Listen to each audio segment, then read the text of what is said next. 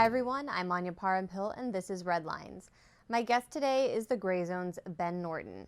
His recent article is titled U.S. Government-Linked PR Firm Ran Fake News Networks for Right-Wing Latin American Regimes. Nice to see you, Ben. Thanks for having me, Anya. Can you start by explaining what exactly CLS Strategies is and how many people they were reaching with these fake accounts? CLS Strategies is a PR firm based in Washington. In fact, it's a few blocks from the White House. And this is not just any old PR firm in the U.S. This is very closely linked to the U.S. government. One of its founders is also the founding member of the Latin America Center at the Atlantic Council, which is NATO's de facto think tank. So these are powerful people. Another co-founder of the organization was previously the executive director of a major Democratic Party institution. So it's also linked to the Democratic Party. And this PR firm has worked for dozens of foreign governments. In fact, they boast on their website they've worked for political operatives on 6 continents, so basically all of the inhabited continents. I went through their government records that they filed with the Foreign Agents Relation Act, and then they've also went through the information they have on their website, and I've showed that they have worked with the Venezuelan right-wing opposition, they've worked with the Colombian government, they've worked with the Bolivian coup regime, they've worked with the Honduran coup regime, they've worked with right-wing politicians in Brazil, in a host of many countries, Azerbaijan. So the list goes on. This is an important PR firm.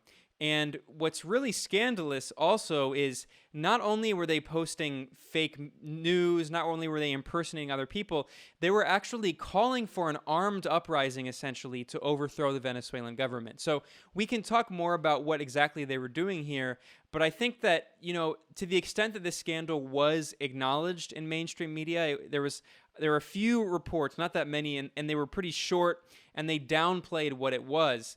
We really need to understand that this is a closely U.S. government-linked institution, and it wasn't just spreading disinformation. It was actively encouraging destabilization of foreign countries, which is way more than anything that Russia has been accused of. I mean, the only so-called evidence we've seen is that maybe this Russian troll farm, the IRA, the other IRA, the not good IRA, supposedly maybe this Russian troll farm posted some memes on Facebook. That's nothing compared to what we're talking about here, which is active destabilization. Yeah, this all came to light after it was reported the company reportedly spent a whopping $3.6 million promoting its ads on Facebook, focused on campaigns particularly in Bolivia, Venezuela, and Mexico. Starting with Bolivia, what was the company's role in that country? Yeah, I'm glad you asked, Anya, and I'm glad you started with that because that is extremely scandalous. Of course, your viewers and listeners probably know that in November of 2019, just several months ago, the U.S. government backed a very far-right military coup in Bolivia. And this was, of course, led by the military and police in terms of the muscle behind the coup. But the political forces behind the coup, when I say far right, I'm not being hyperbolic. In fact, one of the main groups that helped lead the coup in Bolivia is called the Pro-Santa Cruz Civic Committee. And this is a group, a neo-fascist group founded by the descendants of Croatian Nazis who fled to Bolivia after they lost in World War II.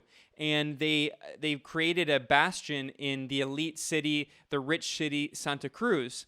So these are the extreme forces behind the coup. Of course, the current so-called interim president has the great honor of being the first woman fascist military dictator in Latin American history, Janine Áñez. And what's interesting is, that's a point that's been raised by people as part of like the rebranding strategy of the U.S. empire to try to portray itself as more progressive.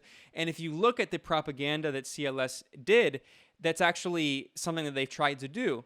And when I mentioned after your first question, Anya, when I mentioned that this institution, this PR firm, is linked to the Democratic Party, that's an important point because one of the other members who's involved in CLS his name is Firestein. This is a guy who oversaw the Latin America policy for the Barack Obama administration. And it's very likely that if Joe Biden wins the presidency, Firestein will also oversee his Latin America policy. So who are the people doing this? These are Biden supporters. These are people who are very much part of the Biden camp in Washington.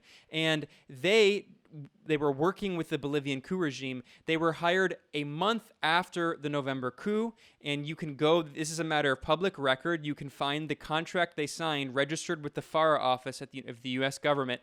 And for the Bolivian coup regime, they created dozens of fake Facebook profiles, Facebook pages, and Instagram pages, spreading this propaganda. And like I said, some of this propaganda, it wasn't just boilerplate right-wing propaganda. That was part of it, about how socialism is bad, trying to claim that the former socialist president, Evo Morales, who was democratically elected, trying to link him to drug trafficking, which is ridiculous. But they also had more sophisticated propaganda. They created a feminist page about women who support the Bolivian coup regime and how supposedly Evo Morales and his party, the Movement Towards Socialism Party, MAS, they were all brocialists, right? So we see, once again, the kind of counterinsurgency tactics used in the U.S. against the left, trying to portray socialists as all white, as all men, as misogynists. Ironically, these same neoliberal forces were weaponizing those tactics to support an actual fascist military junta in Bolivia. It's pretty incredible. And what kind of content did it post regarding Venezuela specifically? The content regarding Venezuela was very similar. It was constant, an onslaught of propaganda in support of the Venezuelan opposition. But they also took it a step further. So whereas in Bolivia, they already succeeded in overthrowing the government. So they just needed to manufacture consent for the Bolivian coup regime. In Venezuela, they took it a step further because, of course, the Venezuelan opposition under Juan Guaido, even though Washington and some other Western countries recognize Juan Guaido as the supposed president, he doesn't actually control anything inside the country. So in the Venezuelan propaganda pages created by CLS, they went so far as to impersonate Venezuelan soldiers. There was one page where they called on fellow soldiers, as the language they were using, as if they were a soldier, to disobey orders from the Venezuelan government, essentially to rise up against the Venezuelan government and to overthrow the elected government of President Nicolás Maduro. And what's interesting is they also created an entire page dedicated not only to supporting people like Juan Guaido, but also to Maria Corina Machado. And Corina Machado is a very controversial figure in the Venezuelan opposition. Even among other opposition supporters, she is one of the most extreme members. Maria Corina Machado works very closely with Marco Rubio and has openly called repeatedly for the U.S. military to intervene in her country and to overthrow Nicolás Maduro. And so it should be really scandalous here, because it's one thing to post fake news, to post propaganda online. That's bad enough. But we're talking about active calls for the military to rise up and overthrow their government. This is way beyond anything that even the U.S. has accused Russia of. Yeah, actually, recently, Trump Venezuela envoy Elliot Abrams criticized Machado for calling for military intervention repeatedly, complaining that she didn't want to do any of the work herself in changing the government there. I thought that was interesting and just goes to show how radical she really is. What was the goal of CLS Strategies in Mexico? Well, we actually don't really know much about the Mexico campaign because, unfortunately, the way that all of these big tech companies work, they don't believe in any transparency. So Facebook published a very brief report acknowledging that CLS Strategies was linked to this disinformation network, acknowledging that it created these pages, and acknowledging that its disinformation was focused on Bolivia, Venezuela, and Mexico. And it acknowledged that the propaganda toward Mexico was against the current left-wing president, Andrés Manuel López Obrador, also known as AMLO, or just López Obrador, and also his party, which is called Morena, the Morena party. So that was acknowledged. And then Facebook, instead of publishing all of the information and making it accessible for us to see how the propaganda worked. Instead, they gave it to a research institution at Stanford University, at their Internet Observatory. So Stanford, those researchers were the only people who actually had access to the raw data, the specific posts, the specific $3.6 million worth of ads to look at, the specific pages. The only ones that we have access to are the excerpts, the parts that they published in their report, which is a longer report. But what we do know, again, is that they were targeting López Obrador, the Mexican president, who there has been a growing campaign in Mexico, and he has been targeted by the right wing.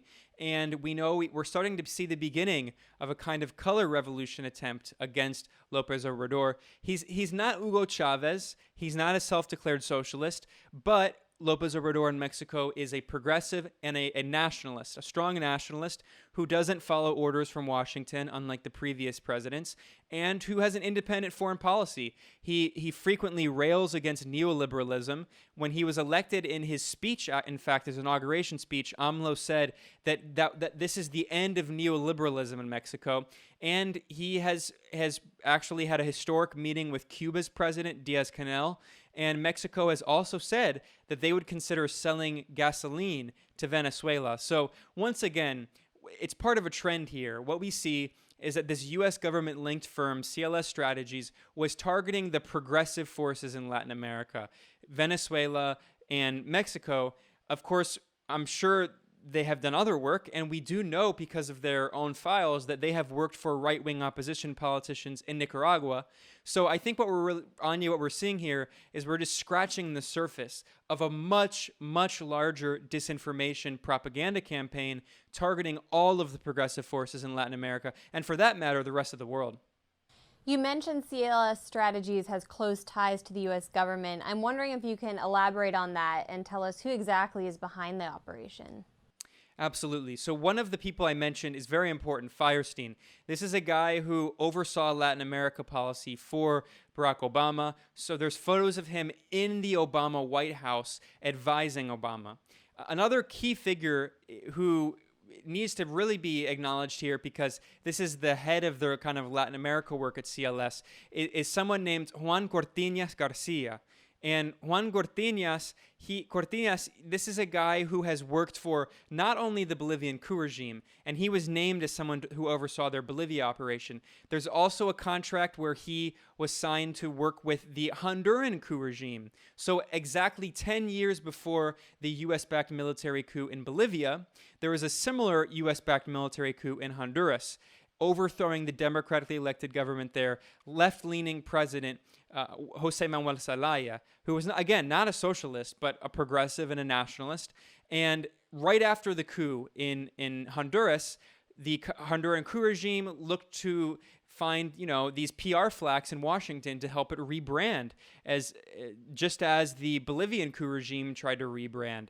And they found a willing company called CLS Strategies, which actually at that time, it later rebranded. At that time, it was under a different name, but it rebranded partially because of the press coverage of its role in working for the Honduran coup regime. And the main figure who was hired was this guy, Juan Cortinas. What was his job also? Juan Cortinas also was previously a press officer for one of the most important members of the neoconservative anti-Cuba lobby, a Republican congresswoman named Ileana Ros-Lehtinen. So this guy worked for an active congresswoman. He also worked for a right-wing Puerto Rican governor.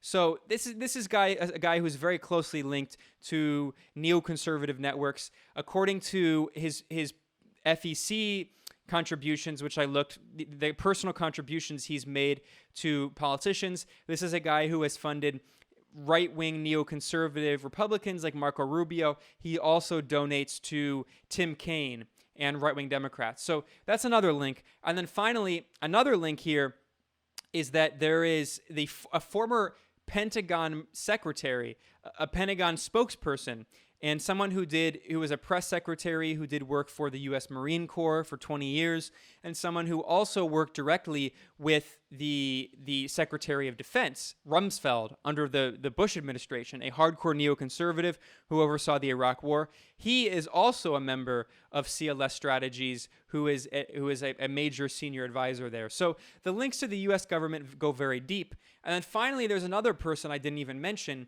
because he technically doesn't work there anymore, but CLS Strategies, the C, the L, and the S are different names, the surnames of people who founded the organization. I mentioned that one of the co-founders was previously the executive director of the Senate arm of the Democratic Party. Well, there was another founder who's named Peter Schechter.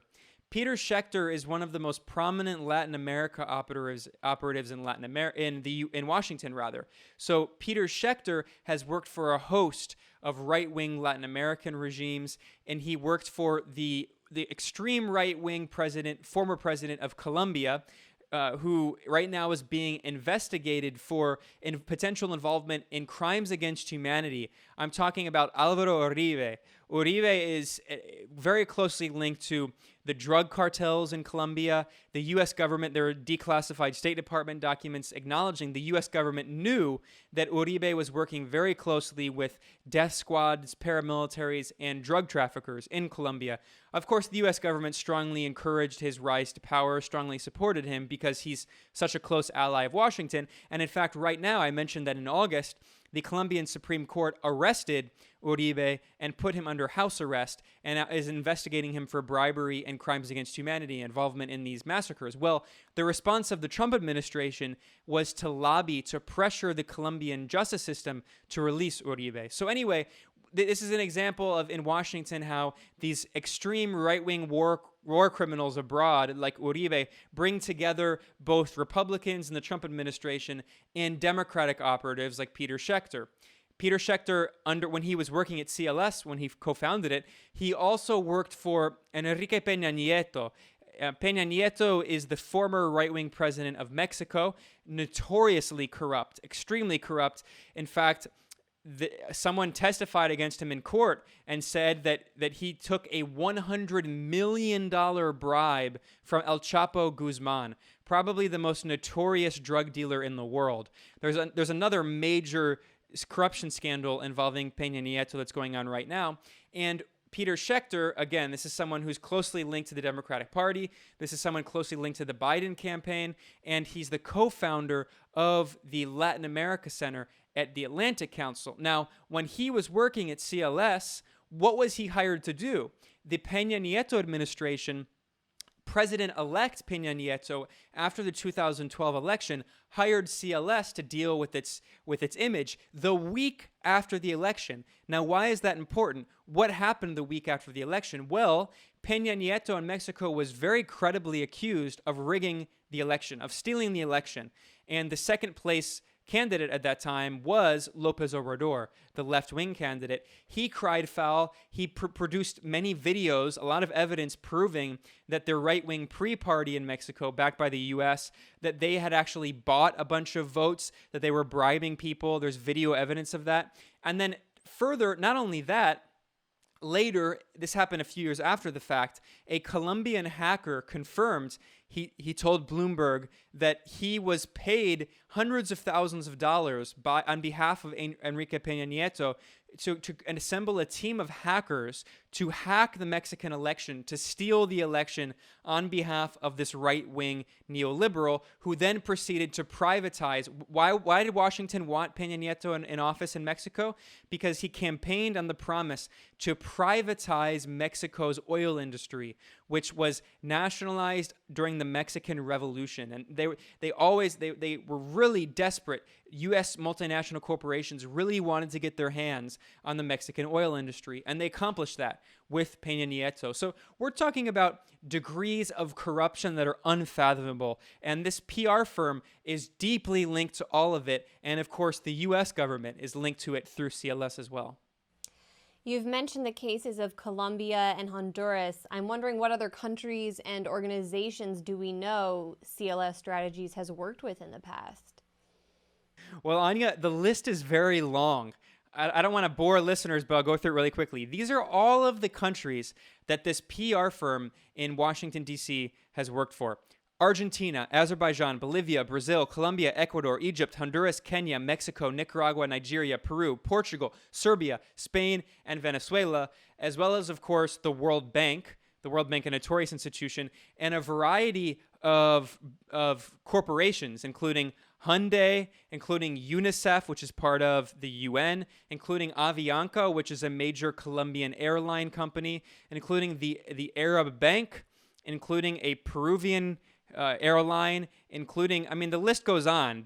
You can find on their website, they've worked for some of the most powerful corporations in the world and more than a dozen foreign governments. And Anya, also when I say PR firm, something that I should have stressed earlier, is that in addition to doing PR, part and parcel of the work, I mean, there's not really much of a difference. This is also a lobbying firm, right? Because if a PR firm is hired on behalf of a foreign government, they're not only going to do PR work, they're going to try to gain favor here in Washington. Well, here, I'm not in Washington. You're in Washington. I'm in Nicaragua. But they're trying to gain favor in Washington.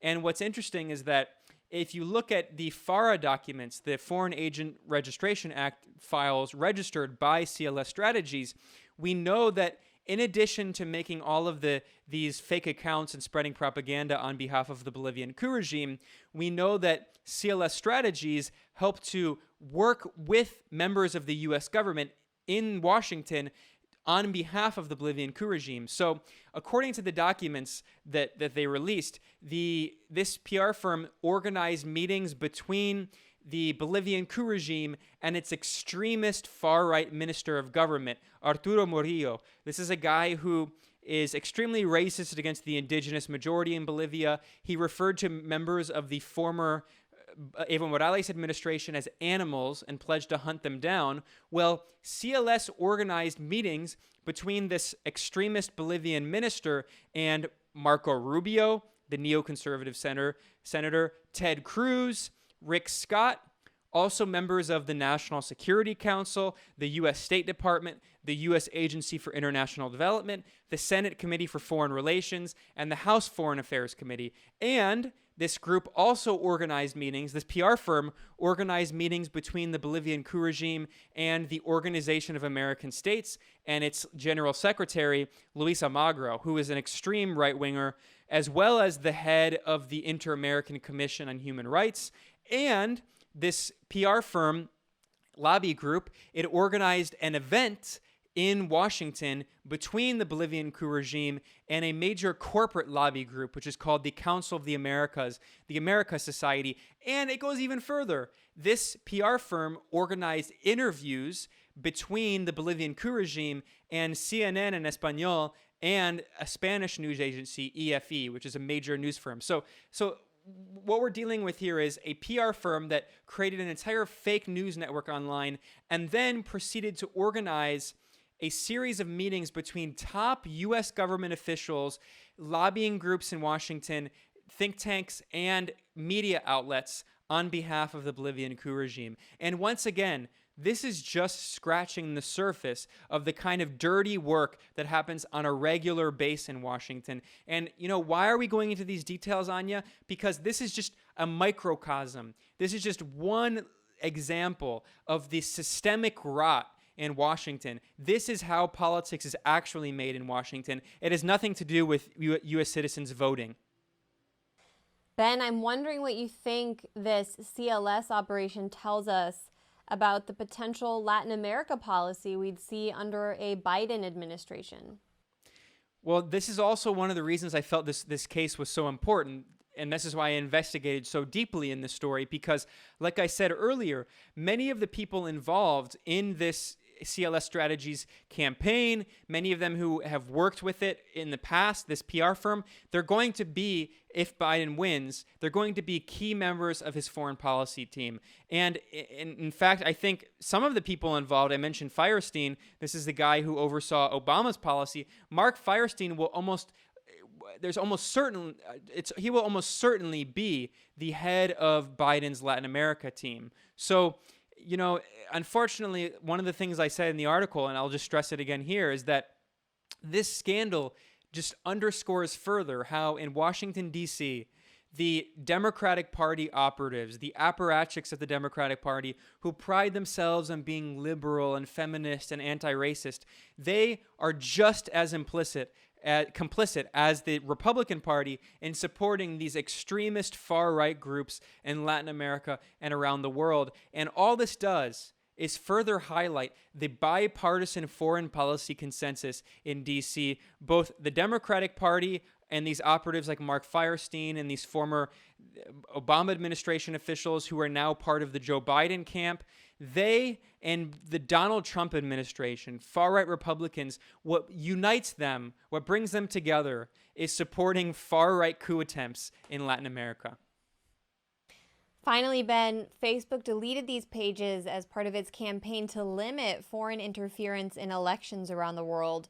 Although this action revealed important information regarding U.S. regime change policy in Latin America, should we trust Facebook and other social media companies to monitor accounts such as this, and are they applying the rules fairly? Absolutely not, Anya. It's a great question. And something I didn't even mention because there's just so many facts. There's not just one scandal here. There's 80, 90, 100 scandals all just together in one larger controversy here with Facebook. But what Facebook did is when they exposed what CLS was doing, they helped open Pandora's box, which exposes the deeper rot that CLS is part of. And I didn't even mention, I forgot to mention that Peter Schechter, this is the Democratic Party operative. In fact, he created a woke, anti-racist restaurant that's an anti-Trump themed restaurant that's a block from the White House called Immigrant Food. And again, I need to remind people, this is a guy who has actively lobbied on behalf of right-wing Latin America leaders who support death squads and drug dealers. So, I mean, the hypocrisy is unimaginable. But even aside from that, Peter Schechter, I mentioned, the co-founder of CLS, also founded the Latin America Center at the powerful D.C. think tank, the Atlantic Council. The Atlantic Council is very closely linked to the Biden camp, and in fact, if Biden becomes the president, it's very certain that the Atlantic Council is going to populate. These people who work at the Atlantic Council will be top members of his foreign policy team. Well, I didn't even mention that who funds the Atlantic Council? Of course, the U.S. government, NATO, Britain, the extremist monarchy, the United Arab Emirates, Western arms industry companies. But there's another organization that is one of the main funders of the Atlantic Council, Facebook. Facebook itself is one of the top donors at more than $1 million per year. And why? Because there's a very convenient relationship they have, a tit-for-tat relationship they have here. The Atlantic Council has a so-called lab that monitors disinformation, I say that in scare quotes, and propaganda and fake news on social media. Well, Facebook uses the Atlantic Council's lab that monitors supposed disinformation to take down these so-called fake news networks on Facebook. So we have a reciprocal relationship here where the Atlantic Council, which is basically an arm of NATO, it's very close. It's funded by the U.S. government, very closely linked to the U.S. government. It's essentially an outsourced U.S. government institution. This group is used by Facebook to police so-called fake news on Facebook and censor that content on Facebook. And then Facebook, in turn, funds the Atlantic Council. So we see this revolving door where basically it's the U.S. government that is helping to lead this censorship campaign on Facebook. And I didn't even mention earlier, yet another part of this scandal is that at Facebook, this is the first time they have ever taken down a U.S.-based fake news operation. And Anya, I think there are quite a few fake news operations going on in the United States. Maybe I'm crazy, but I have a feeling that this is not the only one that's happening. Of course, we learned about Cambridge Analytica. We know about so many other operations. We know about the U.S. intelligence operatives who retired and created a cybersecurity firm who tried to rig the Alabama election and by posing falsely as Russian bots. So this is one small example of the extreme corruption that goes on inside the U.S. in terms of social media manipulation, election manipulation. And this is the first time Facebook has ever dealt with it. All of the other purges that Facebook did of so-called fake accounts have targeted foreign countries, mostly Russia, China, Iran, Venezuela, Syria, the boogeymen, the official enemies of the US State Department. So Facebook has finally done it one time, targeting a US firm, but we should be asking, why aren't US firms that regularly interfere in foreign elections and also in our own US election, why aren't they held to the same standard? It's a very important question, and it's all brought to light thanks to this report you just penned at the Grayzone. Ben Norton, thanks so much. Thanks, Anya.